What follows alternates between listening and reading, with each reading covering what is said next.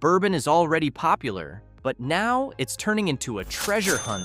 People chase rare bottles, pay crazy markups, and walk out feeling like they won the lottery, until they take a sip and realize they basically bought a receipt with a backstory.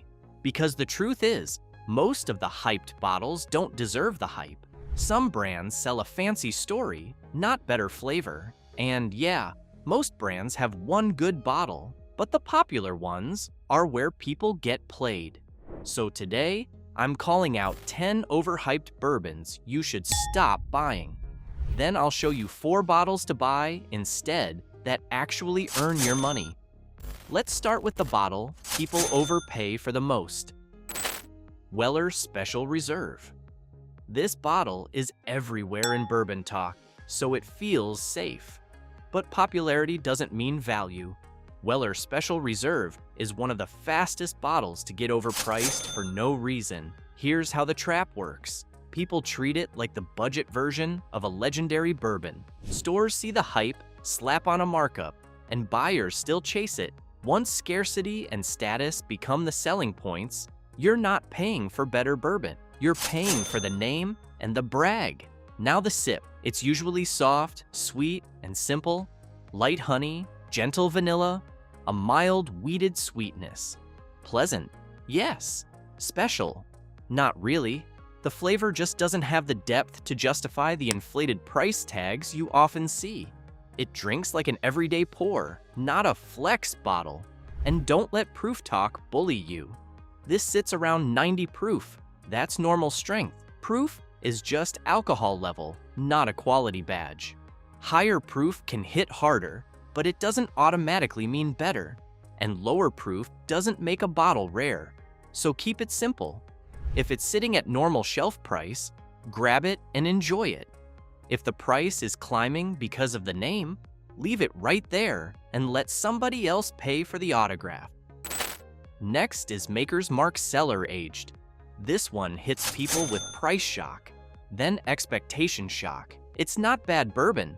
For a lot of drinkers, it's genuinely very good.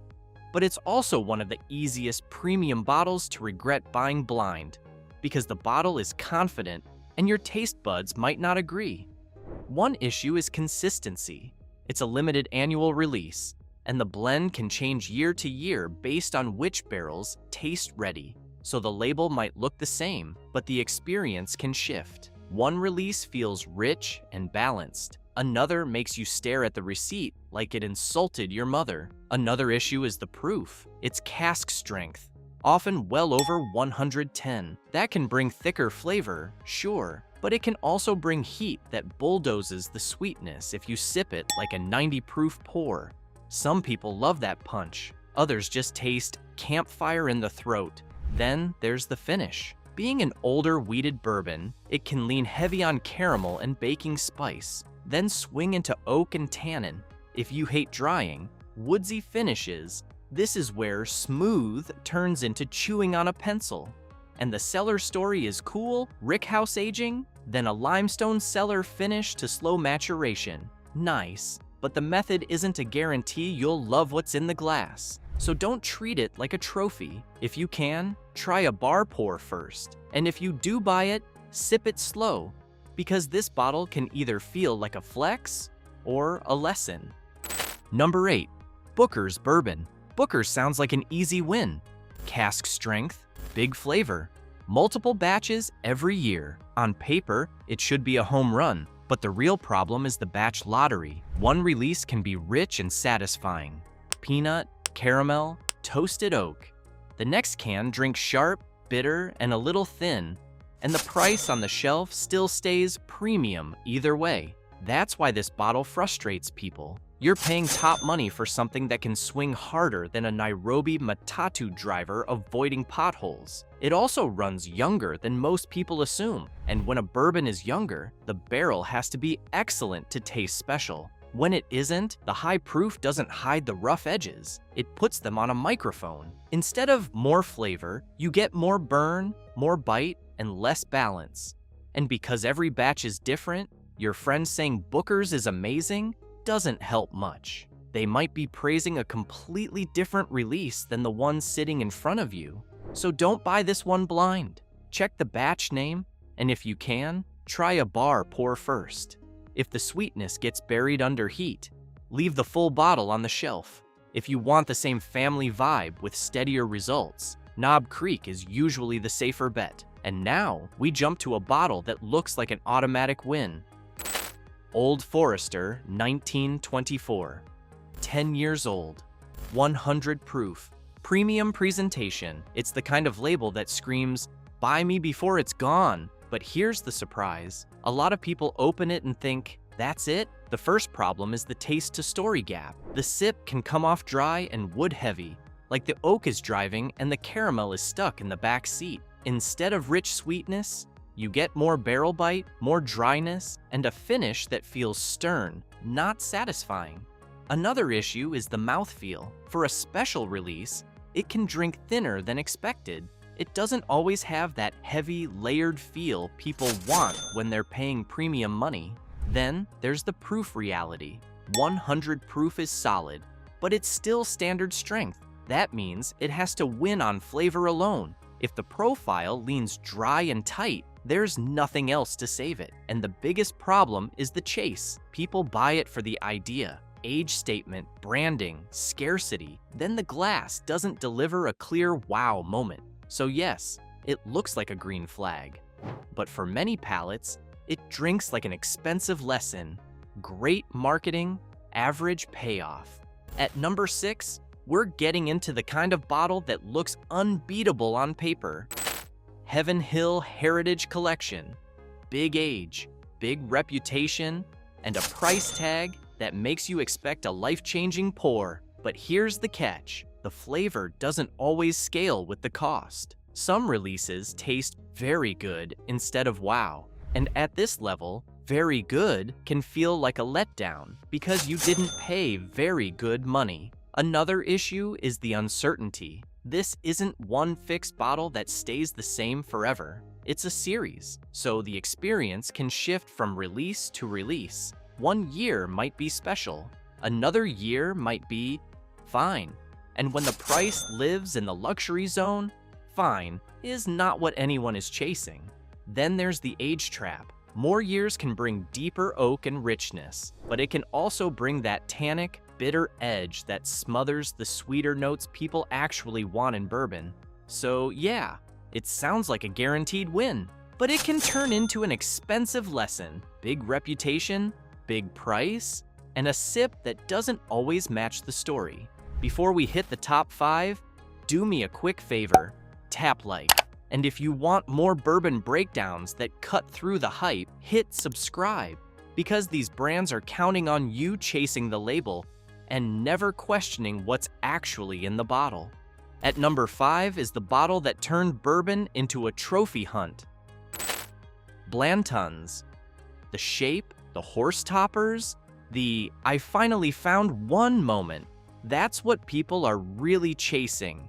And here's the uncomfortable truth. The bourbon itself is decent, but Blanton's is a single barrel at 93 proof, which means every bottle can taste a little different. Some are fantastic, some are just fine.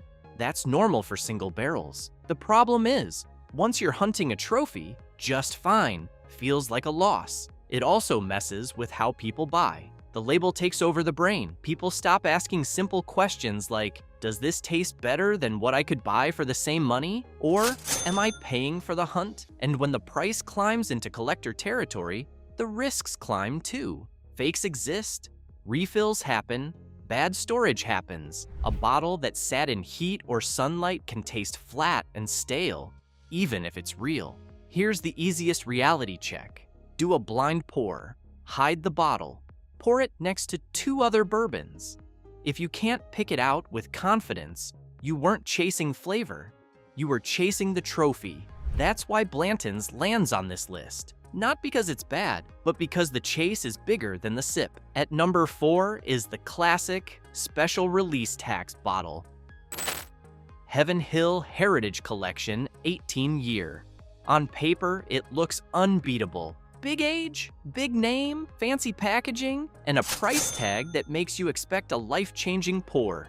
But the glass doesn't always deliver a life-changing moment. At this ultra-premium tier, you're not paying for whiskey alone. You're paying for the age on the label, a shiny release name, and the emotional rush of owning something rare. And here's the trap. Older doesn't automatically mean better. Extra aging can bring more oak, more dryness, and a more bitter finish. If the barrel goes too far, you get that pencil shaving, drying tannin bite that smothers the sweet caramel and fruit notes people actually want. Then comes the consistency problem. These heritage-style releases can swing year to year. One batch might be excellent, the next might be pretty good. And when the price lives in the luxury zone, pretty good feels like getting charged steakhouse money for a burger and being told, enjoy the ambiance. So keep your wallet out of the danger zone. If you can't taste it first, don't pay trophy money, because this can be a gamble dressed up as a sure thing. And your bank account is the one taking the punch. All right, down to the last three, and we're starting with the bottle where the chase gets serious. Russell's Reserve Single Rickhouse. The label makes it sound like a guaranteed, wow.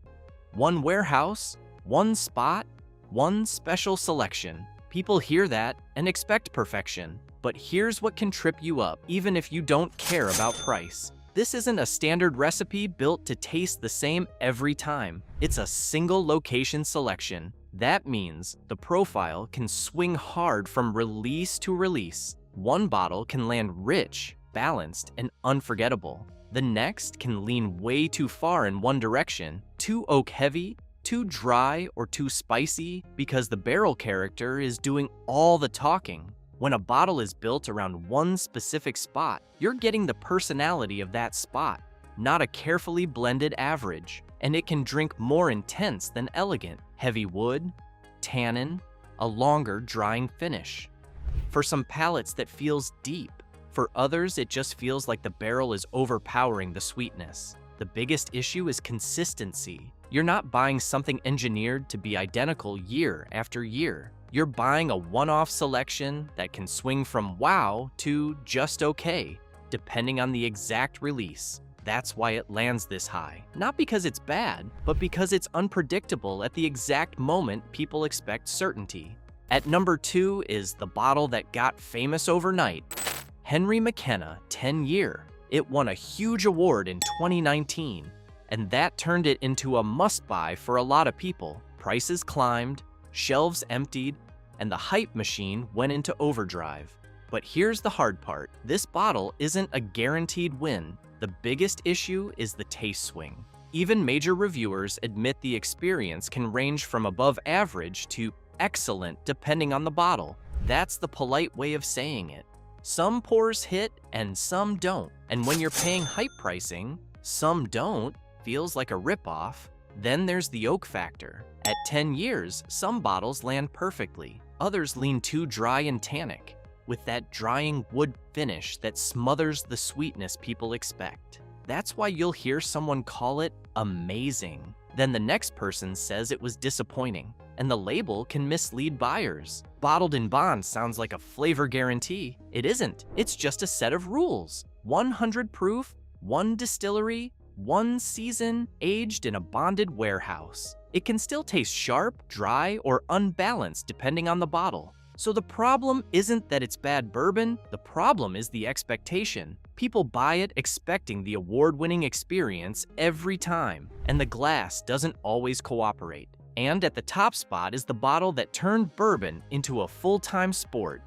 Pappy Van Winkle 12-year Lot B.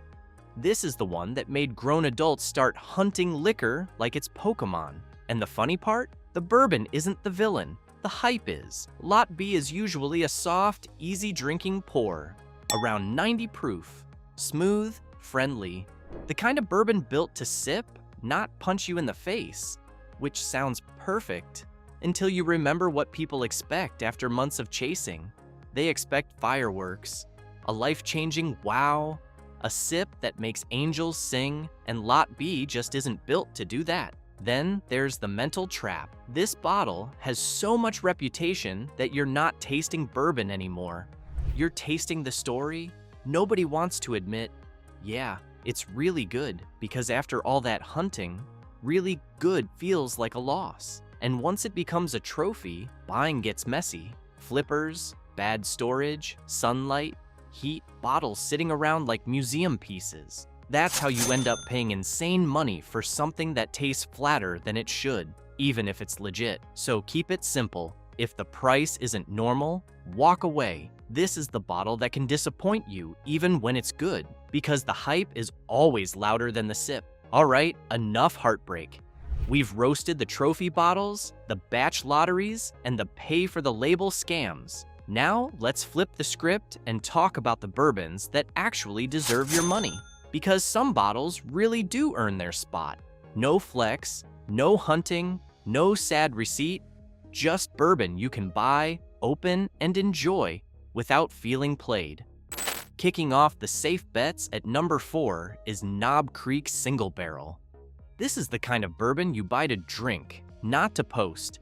No backstory, no lottery win. It just shows up and delivers. First thing you notice is the weight. It's higher proof, so the flavor comes in thicker and louder. Expect caramel, roasted peanut, dark brown sugar, and a firm oak backbone. The finish sticks around with baking spice and a little char, not a quick fade. And it avoids the biggest trap in bourbon right now, paying for scarcity. This bottle isn't built to be chased. It's built to be opened. That matters, because the best bourbon is the one you can actually replace when it's gone. Now, is every bottle identical? No, it's a single barrel, so small differences happen, but it stays in the same lane. Bold, sweet, and oaky, with enough punch to feel premium without turning into heat. So if you want a no-drama pour that tastes serious and doesn't rely on trophy hype, this is a clean green light. At number 3 is the bottle that makes a lot of luxury bourbon look embarrassing. Elijah Craig Barrel Proof. This one drops in batches, and it's often bottled at barrel strength. Translation? They don't water it down much before it hits the bottle. That's why it tastes so full and heavy compared to a typical 90 to 100 proof pour. But what makes it special isn't just strength, it's density. You usually get thick caramel, dark brown sugar, roasted nuts, cocoa, and a dry oak finish that actually feels like aged bourbon, not a sweet bottle with a fancy label. And when a batch is great, it's the kind of pour that makes people go quiet for a second. Now, the honest part, batches can vary. Some releases are legendary, some are just good. But even on an average day, you're still getting a serious whiskey experience for the money, especially when you compare it to overpriced bottles that promise the moon and deliver a shrug. One quick tip so it doesn't punch you in the face. Pour it, let it sit for 10 minutes, then take a small sip. If it still feels too hot, add a few drops of water, not to weaken it, but to open up the flavor. Sitting in the number 2 spot is one of the safest greenlight bottles you can buy. Old Forester 100 Proof. It's built around a simple promise: honest strength, consistent flavor, and no hunting required. At 100 proof, it hits that sweet spot where the bourbon still tastes full and rich, but it doesn't drink like a fireball. You get real structure, caramel, toasted oak, and that classic brown sugar spice without paying for a collector story. And it doesn't play games. No mystery sourcing, no fancy bottle distraction, no limited drop to make it feel premium. It's just reliable bourbon that shows up and performs. Even better, it works in 3 lanes without falling apart. Neat on a single cube or in a cocktail. That matters because some bourbons only taste good in 1 lane, then fall flat everywhere else. Here's the practical buyer logic. When a bottle is priced fairly and shows up everywhere, it has to win on repeat purchases, not hype. This one does. If you want a bottle that drinks like a serious bourbon without the serious wallet damage, this is the move. And topping the list is the bottle that gives you serious bourbon without the hype tax. Wild Turkey Rare Breed. This isn't a limited release trophy. It's not a flip target. It doesn't need a fancy backstory to taste expensive because the liquid does the talking. Rare Breed is barrel-proof, meaning it's bottled close to the strength it comes out of the barrel with minimal watering down. That's why it hits with a thicker mouthfeel, bigger aroma, and a finish that actually lasts. And unlike a lot of hot, young barrel-proof bottles that feel like fire with no flavor, Rare Breed is blended from mature stocks. So you get depth, caramel, dark honey, orange peel, baking spice, and that signature wild turkey oak. It also solves a big buyer problem, consistency. You can walk into a normal store, buy it again, and get the same wow instead of playing guessing games from batch to batch. Drink it neat if you like it bold. Add a small splash of water if you want it sweeter and more open. Either way, it holds together. If you want one safe bet bourbon that drinks like a premium bottle but behaves like a normal shelfer, this is the real deal. And yes, proof is just strength. Around 116 proof is about 58% alcohol, not poison. So there you have it, 10 bourbons to stop chasing and 4 bottles that actually deliver. If this saved you money, hit subscribe. Next, watch my video on the worst beer brands to avoid and what to drink instead. Drop your biggest letdown pour and best surprise in the comments.